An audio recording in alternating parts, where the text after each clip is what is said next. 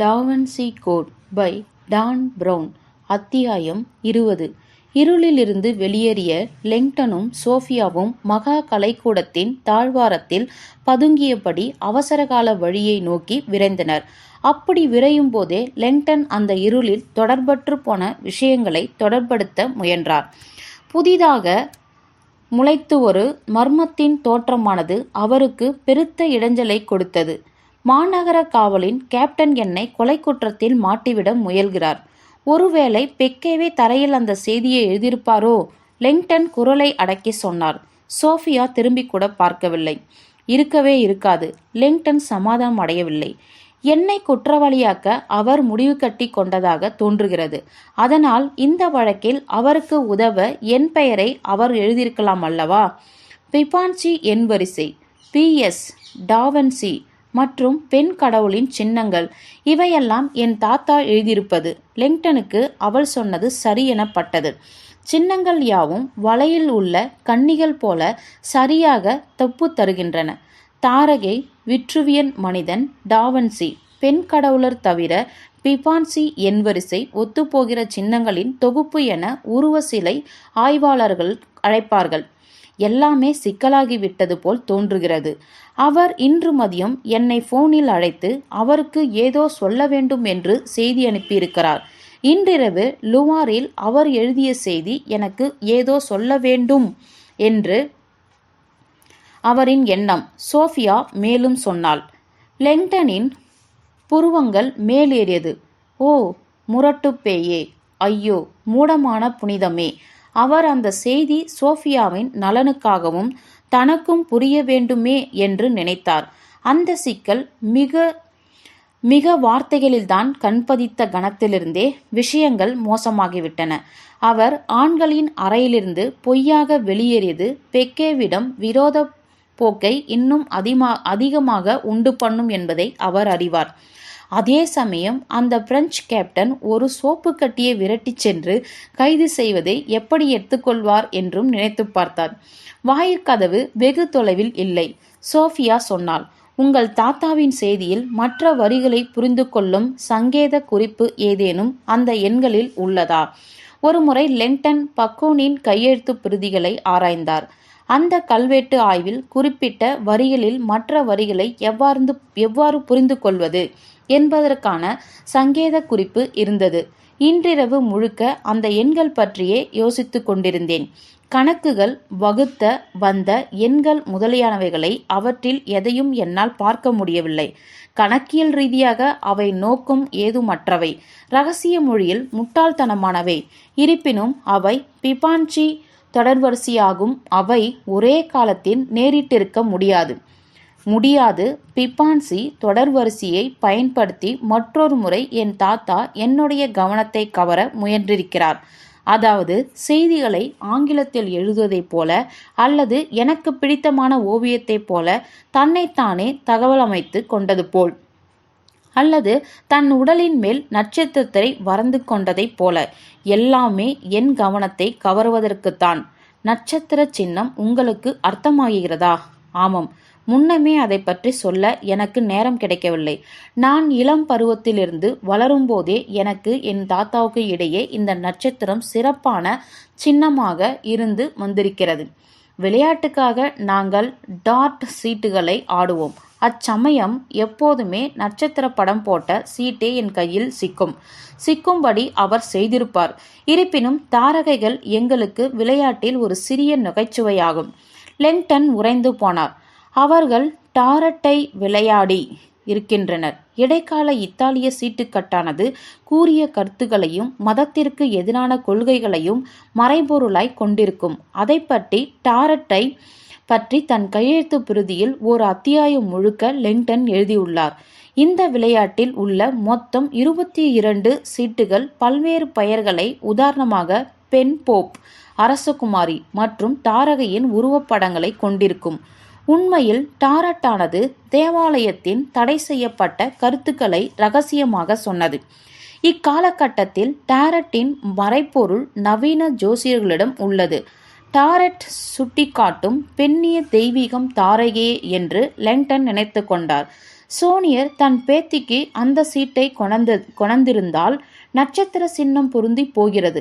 அவர்கள் அவசர கால படிக்கட்டை அடைந்ததும் சோஃபியா மிகுந்த எச்சரிக்கையுடன் கதவை திறந்தாள். அபாய மணி ஒலிக்கவில்லை. வெளிப்புற கதவுகளில் மட்டும்தான் எச்சரிக்கை மணிகள் பொருத்தப்பட்டிருக்கின்றன.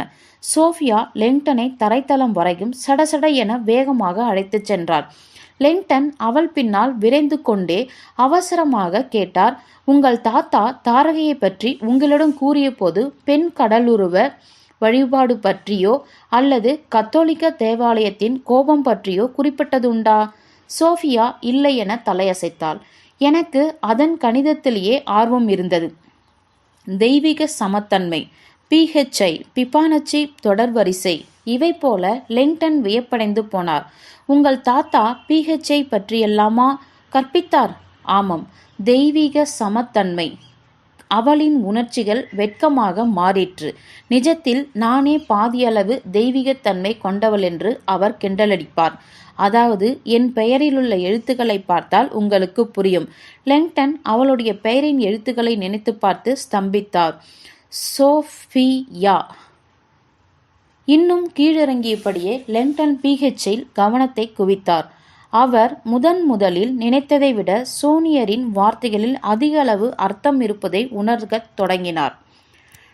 டாவின்சி, பிபான்சி, எண்வரிசை, தாரகை, இந்த வார்த்தைகள் யாவும் நம்ப முடியாத அளவுக்கு கலை வரலாற்றில் ஓர் ஒற்றை புள்ளியால் ஒன்று சேர்க்கப்படுகிறது. லெங்டன் கூட இத்தலைப்பில் பல வகுப்புகளை எடுத்திருக்கிறார். PHI. அவர் திரும்பவும் ஹார்வர்ட் பல்கலைக்கழகத்திற்கு திரும்பி கலைச்சின்னங்கள் பற்றிய வகுப்பில் நின்று கரும்பலையில் தனக்கு பிடித்தமான எண்ணை எழுதினார். 1.618. ஆர்வம் மிகு மாணவர்களின் பக்கம் பார்வையை லெங்டன் திருப்பினார். இந்த எண்ணை பற்றி யாராவது சொல்ல முடியுமா? கணிதத்தில் உயர்நிலையை படிக்கும் நீல கால்கள் கொண்ட மாணவன் கையை உயர்த்தினான். அந்த எண் PHI ஆகும். அவன் அதை ஃபி என்பது போல் உச்சரித்தான். சரியாக சொன்னீர்கள் ஸ்டார்டென்ட்னர். லெங்டன் கூறினார். எல்லோருக்கும் இந்த PHI பாருங்கள். பையோடு சேர்த்து குழப்பிக்கொள்ளக்கூடாது. ஸ்டெட்னர் சிரித்து கொண்டு கூறினான். கணிதவியலாளர்களான நாங்கள் இப்படி கூறுவோம். பையை விட HI இருக்கும். PHI அதிகம் எழுத்துக்கள் கொண்டது. லெங்டனை தவிர மற்ற யாரும் இதற்கு சிரிக்கவில்லை. ஸ்டெட்னர் தலையை தொங்க போட்டான். லெங்டன் தொடர்ந்தார். PHIயின் இந்த எண்ணானது 1.618 ஆகும். இது கலைத்துறையின் முக்கியமான எண்ணாகும். யாராவது இதன் காரணத்தை சொல்ல முடியுமா? ஸ்டெட்னர் மீண்டெழ முயன்றான். ஏனெனில் அது அழகானது. மொத்த வகுப்புமே சிரித்தது. லெங்டன் கூறினார். உண்மையில் ஸ்டெட்னரின் பதிலே இம்முறையும் சரியானதாகும். பிரபஞ்சத்திலே PHI எண்தான் மிக அழகானது என கருதப்படுகிறது. சிரிப்பலையில் சட்டென நிற்க ஸ்டெட்னர் பெருமிதம் அடைந்தான். லெங்டன் ஒளி திரையை சரி செய்து கொண்டே PHI ஆனது பிபான்சி எண் தொடர் வரிசையிலிருந்து வந்தது என விளக்கினார். அந்த ஏறு வரிசையானது புகழ் பெற்றதின் காரணம் முதல் 2 எண்கள் அடுத்த எண்ணிற்கு சமமானது அல்ல. மாறாக அருகிலுள்ள எண்களை வகுத்து வந்தால் கிடைக்கக்கூடிய பிரமிக்கத்தக்க எண்தான் இந்த 1.618, அதாவது PHI. லெங்டன் மேலும் விளக்கினார். PHக்கு மர்மமான கணிதவியல் தோற்றங்கள் இருப்பினும் மனதை அசர வைக்கும் அதன் பங்களிப்பு இயற்கையின் அடிப்படை கட்டுமானத்தில் உள்ளது. தாவரங்கள், விலங்குகள், எவ்வளவு ஏன் மனிதர்களிடம் கூட பரிணாம விதிகளின்படி இந்த PH உள்ளது. இயற்கையில் எல்லா இடத்திலும் இந்த PHI உள்ளது. லெங்டன் விளக்குகளை அணைத்து கொண்டே சொன்னார். தெளிவான ஒரே நேரத்து சம்பவங்கள்தான் PHI.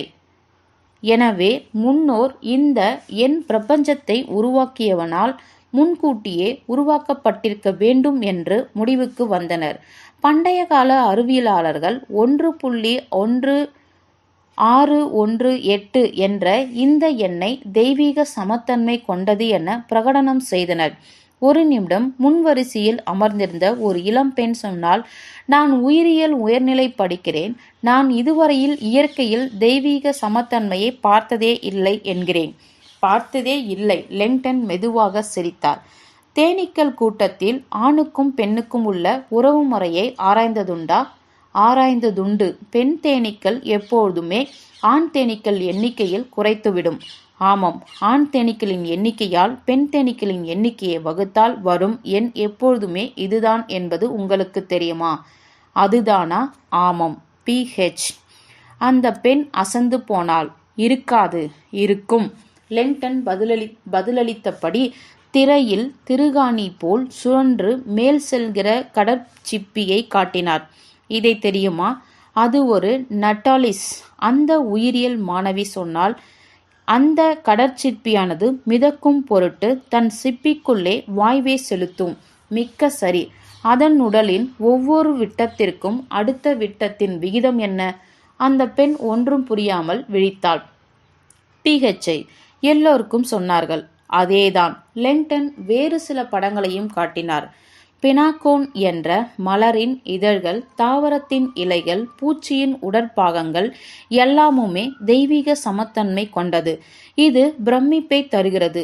யாரோ ஒருவர் கூவினார், ஆம், எனினும் கலையோடு இது எவ்விதத்தில் சம்பந்தப்படுகிறது? இன்னொருவன் கேட்டான். கேட்டதற்கு சந்தோஷம், லெங்டன் கூறினார். அவர் மற்றொரு காட்சியை திரையிட்டார். ஒரு மங்கலான மஞ்சள் நிறத்தில் ஆட்டுத்தோலில் லியோனார்டோ டாவின்சியின் புகழ்பெற்ற ஆணின் நிர்வாண உருவம் இருந்தது. விட்ருவியன் மனிதன். அந்த மனிதர் மார்க்கஸ் விட்ருவியஸ் என்பவர். ரோமன் தேசத்து அசாதாரண கட்டடக்கலை வல்லுனர். அவர்தான் எழுதிய டி ஆர்கிடெக்சரா என்ற நூலில் தெய்வீக சமத்தன்மையை புகழ்ந்து எழுதியுள்ளார். டாவின்சி மனித உடலில் உள்ள தெய்வீக கட்டுமானத்தை மாற்ற எவரையும் விட நன்கு புரிந்து கொண்டுள்ளார். உண்மையில் டாவின்சி மனித உடலின் எலும்புகளின் கட்டுமானத்தை புரிந்து கொள்ள பிணங்களை தோண்டி எடுத்திருக்கிறார். அவரே மனித உடலானது கட்டட கட்டுமானம் போல் விகிதசாரத்தில் PHக்கும் சமம் என்று முதலாக அறிவித்தவர். வகுப்பினில் எல்லோரிடமும் ஐயம் ஏற்பட்டது. நான் சொல்வதை நம்ப முடியவில்லையா? லெங்டன் வெகுண்டெழுந்தார். அடுத்த முறை நீங்கள் ஷவரில் குளிக்கும்போது டேப் அளவை எடுத்துக்கொள்ளுங்கள். உடனே அங்கிருந்து கால்பந்தாட்ட வீரர்கள் சிரித்தனர். சிரிக்காதீர்கள். எல்லோருக்குமே, ஆண்களுக்கும் பெண்களுக்கும் முயற்சி செய்து பாருங்கள். முதலில் உச்சந்தலையிலிருந்து தரை வரை அளவிடுங்கள். அதை தொப்புளிலிருந்து தலைவரை அளந்து கிடைக்கும் எண்ணால் வகுத்திடுங்கள். கிடைக்கும் விடை என்ன தெரியுமா? PH1 அல்ல. முதலில் சிரித்த ஒருவன் இப்போது அவநம்பிக்கையோடு சொன்னான், PHI தான். லெங்டன் பதிலளித்தார். 1.618. வேறொரு எடுத்துக்காட்டு வேண்டுமா? தோளிலிருந்து கைவிரலில் நுனி வரை அளவிடுங்கள். அதை உங்கள் முழங்கையிலிருந்து கைவிரல் நுனி வரை அளவெடுத்து கிடைக்கும் எண்ணால் வகுத்திடுங்கள். PHI கிடைக்கும். இடுப்பிலிருந்து தரைவரை அளந்து கிடைக்கும் எண்ணை கால் மூட்டியிலிருந்து தரைவரை அளந்து கிடைக்கும் எண்ணால் வகுத்திடுங்கள். மறுபடியும் PH. இப்படியாக விரல் இணைப்புகள், கால் நுனி, முதுகுத்தண்டங்கள், PHI. நண்பர்களே, நீங்கள் யாவரும் தெய்வீக சமத்தன்மையோடு உள்ளீர்கள் என கண்டுகொள்ளுங்கள். அந்த இருட்டிலும் எல்லோரும் அசைவற்று போயிருப்பதை லெங்டன் கண்டுகொண்டார். ஒரு விதமான சந்தோஷ உணர்வு உள்ளத்தில் ஊடுருவதை அவர் உணர்ந்தார். இதனால்தான் அவர் கற்பிக்கிறார், நண்பர்களே, நீங்கள் உணர்ந்தாற்போல் உண்மையில் சமசீரற்ற இந்த உலகில் சமசீரான போக்கு நிலவுகின்றது. பண்டைய முன்னோர்கள் PHஐ கண்டுபிடித்ததும் கடவுளானவர் உலகை உருவாக்கிய விதத்தை கண்டுபிடித்து விட்டதாக நம்பினர் மற்றும் இதன் காரணமாக இயற்கையை வழிபடத் தொடங்கினர். எவருக்குமே இதன் காரணம் புரிந்ததுதான். இயற்கையில் கடவுளின் கைகள் விளையாடுகின்றது. இந்த நாளிலும் பல்தெய்வ வழிபாட்டு முறை இருக்கிறது. பூமி அன்னை அம்மதங்களை போற்றுகிறாள். பல்தெய்வ வழிபாட்டாளர் வணங்கிய போது நாமும் இயற்கையை வணங்குகிறோம். ஆனால் அதன் காரணத்தை அறிவோம். மே தினம் ஒரு சிறந்த எடுத்துக்காட்டு. அது வசந்த கால கொண்டாட்டம். பூமியானது திரும்பவும் தனது வளங்களை கொணரும் காலம். தெய்வீக சமத்தன்மையின் மர்மமான மாயாஜாலம் காலத்தின் தொடக்கத்திலேயே எழுதப்பட்டது. இவ்வாறு மனிதனானவன் இயற்கையின் விதிகளை கையாள துவங்கினான். மற்றும் படைத்தவனின் கைத்திறமையை மனித கலை என்னும் பெயரில் உருவாக்கத் தொடங்கினான். இனிமேல் இந்த வகுப்புகளில் நாம் தெய்வீக சமத்தன்மையை பேசும் எண்ணற்ற கலைப்பொருட்களை பற்றி பார்க்க போகிறோம். அடுத்த அரை மணி நேரத்திற்கு லிங்டன் எண்ணற்ற கலைப்பொருட்களை ஓவியங்களையும் திரையிட்டு காட்டினார். மைக்கேல் ஆங்கிலோ, ஆல்பர்ட் டுரார், டாவின்சி மற்றும் பலரின் எண்ணங்கள் யாவும் தெய்வீக சமத்தன்மையை தமது கை வண்ணங்களில் கொண்டு வர வேண்டும் என்பதுதான். லிங்டன் கிரேக்க பார்த்தினான், எகிப்திய பிரமிடுகள் மற்றும் நியூயார்க்கில் உள்ள யுனைடெட் நேஷனல் கட்டிடம் இவற்றிலுள்ள பிஹெச்சை காட்டினார். தவிர பிஹெச் ஆனது மொசார்ட்டின் சொனாட்டா இசையிலும் பித்தோவானின் 5வது சிம்போனி இசையிலும் அதேபோல் பார்டாக்கின் இசையிலும் இருப்பதை காட்டினார். இந்த பிஹெச்சின் எண்ணை ஸ்டாராட்டிவாட்டிபஸ் என்பவர் தமது புகழ்பெற்ற வயலின்களில் துளையை கண்டறிய பயன்படுத்தினார். லிங்டன் கரும்பலகை அருகே சென்று, முடிவாக நாம் சின்னங்களை பற்றி பார்க்கப் போகிறோம் என்று கூறி குறுக்கும் நெடுக்குமாக 5 கோடுகளை வரைந்து ஒரு நட்சத்திரத்தை உருவாக்கினார். இந்த சின்னமானது சக்தி வாய்ந்த உருவங்களில் ஒன்றாகும். இதனை பெனாகிராம், அதாவது நட்சத்திரம் அல்லது தாரகை என பண்டைய முன்னவர்கள் அழைத்தனர். இந்த சின்னமானது பெரும்பாலான கலாச்சாரங்களில் தெய்வீகமானதாகவும் மாயசக்தி உடையதெனவும் கருதப்படுகின்றது. இதற்குண்டான காரணத்தை யாராவது சொல்ல முடியுமா? கணித உயர்நிலை படைப்பாளியான ஸ்டெட்டனர் கையை உயர்த்தினார். நீங்கள் ஒரு நட்சத்திரத்தை வரையும்போது அந்த கோடுகள் தெய்வீக தன்மைக்கு ஏற்ப தமக்குள்ளேயே வகுத்து கொள்கின்றன. அந்த மாணவருக்கு லிங்டன் ஒரு சல்யூட் அடித்தார். ஆம், நட்சத்திரங்களில் இருக்கும் ஒவ்வொரு கோடும் மற்றொரு கோட்டில் வெட்டி கொள்ளும் விகிதாச்சாரம் பிஹெச்சுக்கு சமமானது. இது இந்த சின்னத்தை மிகுந்தளவு தெய்வீக சமத்தன்மை கொண்டதாக்குகிறது. இதன் காரணமாக 5 முனை கொண்ட நட்சத்திரமானது எப்பொழுதும் அழகானதாகவும் நிறைவானதாகவும் பெண் கடவுளர் மற்றும் புனித பெண்டிரோடு தொடர்பு படுத்துகிறது. வகுப்பில் இருந்த பெண்கள் பெருமை அடைந்தனர். மற்றொரு விஷயம், நாம் இந்த வகுப்பில் டாவின்சியை மேலோட்டமாக பார்த்தோம். ஆனால் வரும் வகுப்புகளில் இன்னும் ஆழமாக பார்க்க போகிறோம். பெண் கடவுளரை போற்றிய பழங்காலத்திய வழிகளை லியோனார்டோ போற்றியது நன்றாக ஆவணப்படுத்தப்பட்டிருக்கிறது. நாளை நான் உங்களுக்கு அவரின் ஓவியமான இயேசு கிறிஸ்துவின் த லாஸ்ட் சூப்பர், அதாவது கடைசி விருந்தை காட்டப்போகிறேன். அது நீங்கள் இதுவரை பார்த்தறியாத பிரமிக்க வைக்கும் புனிதமான பெண்மையை காட்டும் படமாகும். ஏமாற்றாதீர்கள். அந்த கடைசி விருந்து ஓவியம் இயேசுவை பற்றியது என நான் நினைத்தேன். யாரோ கூறினர்.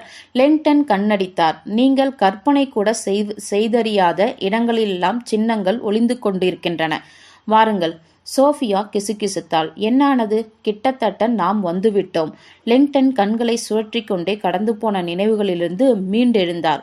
அவர் படிக்கட்டுகளில் இறுதியை அடைந்துவிட்டிருக்க திடீரென்று உதித்த எண்ணத்தினால் உறைந்து போனார். ஹோ டிராகோனியா டெவில், ஹோ லேம் செயின்ட். சோஃபியா அவரை திரும்பி பார்த்தாள். அது அவ்வளவு எளிமையானது அல்ல, லிங்டன் நினைத்து கொண்டார். இருந்தும் அது எளிமையானது என அவர் அறிந்து கொண்டார். லுவாரின் அடியாழத்தில் பிஹெச்சும் டாவின்சியும் மனதில் சுழல ராபர்ட் லிங்டன் சற்றென்று சோனியரின் குறியீட்டை கண்டு கொண்டார். ஹோ டிராகோனியன் டெவில், ஹோ லேம் செயின்ட். இது எளிமையான குறியீடு, லிங்டன் சொன்னார். அவருக்கு கீழே படிக்கட்டில் நின்ற சோஃபியா குழப்பமடைந்து அவரை வெறித்தாள். குறியீடா? அன்றிரவு முழுக்க அந்த வார்த்தைகளை அவள் சிந்தித்து பார்த்தாள். ஆனால் குறியீட்டை காணவில்லை. அதுவும் எளிமையானதொன்று. லிங்டன் குரல் உணர்ச்சிவசப்பட்டு எதிரொலித்தது. நீங்கள் தானே சொன்னீர்கள், அதாவது பிபான்சி எண் தொடர்வரிசை ஒழுங்குமுறையில் அமைந்திருந்தால் தான் அர்த்தம் வரும், இல்லையெனில் அது ஒரு கணித கிறுக்கல் என்று சொன்னீர்கள். சோஃபியாவுக்கு அவர் சொல்வது விளங்கவில்லை. பிபான்சி எண்கள் இரகசிய எழுத்துத்துறையை இங்கே வரும்படி செய்யும் அதன் ஒற்றை நோக்கத்தை தவிர வேறொன்றும் இல்லை என சோஃபியா முடிவு கட்டிருந்தாள். அந்த எண்களுக்கு வேறொரு நோக்கமும் இருக்கிறதா? அவள் பாக்கெட்டுள் கைவிட்டு அந்த தாளை எடுத்து தன் தாத்தாவின் செய்தியை படித்தாள். 13-3-2-21-1-1-8-50 டிராகோனியன் டெவில், ஹோ லேம் ஜெயிண்ட் எண்களை ஏன் எழுதினார்? ஒழுங்கற்ற முறையில் எழுதப்பட்ட பெபான்சி தொடர்வரிசை முறை சந்தேகமானது. லெங்டன் தாளை வாங்கிக் கொண்டு பேசினார். இந்த எண்கள் செய்தியின் மற்ற எழுத்துக்களை எவ்வாறு படிப்பது என்று கூறுகிறது. உங்கள் தாத்தா அந்த தொடர்வரிசையை ஒழுங்கற்ற முறையில் எழுதி செய்தியின் இதர பாகங்கள் அனைத்தும் அதே முறையில் எழுதப்பட்டுள்ளது என உணர வைக்க முயன்றார். 0 டிராகோனியா டெவில் ஹோ லேம் செயிண்ட் இந்த வார்த்தை அர்த்தமற்றவை ஆகும். அவற்றின் எழுத்துக்கள் முன்னுக்கும் முரணாக எழுதப்பட்டுள்ளன. லெங்டன் சொன்னதின் பொருளை உணர வினாடி நேரமே தேவைப்பட்டது. அது நகைப்பிற்கு இடமானது. அதாவது அந்த செய்தி பத்திரிகைகளில் வரும் எழுத்துக்களை களைத்து போடும் முறை. அதையா சொல்கிறீர்? அவள் வெறித்து பார்த்தாள். லெங்டன் சோஃபியாவின் முகத்தில் தெரிந்த அவநம்பிக்கையை உணர்ந்து அதற்குண்டான காரணத்தையும் புரிந்து கொண்டான். சிலருக்கே இந்த முறை மாற்றி எழுத்துக்களை புரிந்து கொள்ளவும் அதில் நவீன களிப்புணர்வு இருந்தாலும் பின்புலத்தில் புனித சின்னங்களின் வரலாறு உண்டு. கபாலாவின் மறைவான போதனைகள் முறைமாற்றி எழுத்துக்களை பற்றி பேசுவதொன்று. அதாவது ஹிப்ரு மொழியின் எழுத்துக்களை மாற்றி போடுவதன் மூலம் புதிய அர்த்தங்களை கண்டுபிடிப்பதொன்று. மறுமலர்ச்சிக்கால் பிரெஞ்சு நாட்டு அரசர்கள் யாவரும் ஒரு முறை மாற்றி எழுத்துக்கள் யாவும் மாயசக்தி கொண்டதென நம்பி அரசவையில் முறைமாற்றி எழுத்துக்கள் கலைஞர்களை பணியமர்த்தி முக்கியமான தாஸ்தாவேஜுகளின் வார்த்தைகளை ஆராய்வதன் மூலம் சிறந்த முடிவுகளை எடுத்தனர். ரோமானியர்கள் இந்த முறை மாற்றி எழுத்துக்களை கற்பதே ஏஆர்எஸ் லமாக்னா அதாவது சிறந்த கலை என அழைத்தனர். லெங்டன் சோஃபியாவை நிமிர்ந்து பார்த்து அவள் கண்களுடன் உறவாடினார். உங்கள் தாத்தாவின் உண்மையான அர்த்தம் நம் கண்களுக்கு முன்னே இருக்கின்றது. அவர் ஏராளமான துப்புகளை இங்கே விட்டு சென்றிருக்கிறார். மற்றெந்த வார்த்தைகளையும் மேற்கொண்டு சொல்லாத லெங்டன் பாக்கெட்டிலிருந்து பேனாவை உருவி ஒவ்வொரு வரிகளின் எழுத்துக்களை மாற்றி எழுதினார். ஹோ டிராகோனியா டெவில் ஹோ லேம் ஜெயின் இந்த முறை மாற்றி எழுத்துக்களை மாற்றி போட்டால் லியோனார்டோ டாவின்சி த மோனாலிசா அதாவது லியோனார்டோ டாவின்சி மோனாலிசா கிடைக்கும். Da Vinci code by Dan Brown அத்தியாயம் 20 இருளிலிருந்து வெளியேறிய லெங்டனும் சோஃபியாவும் மகா கலைக்கூட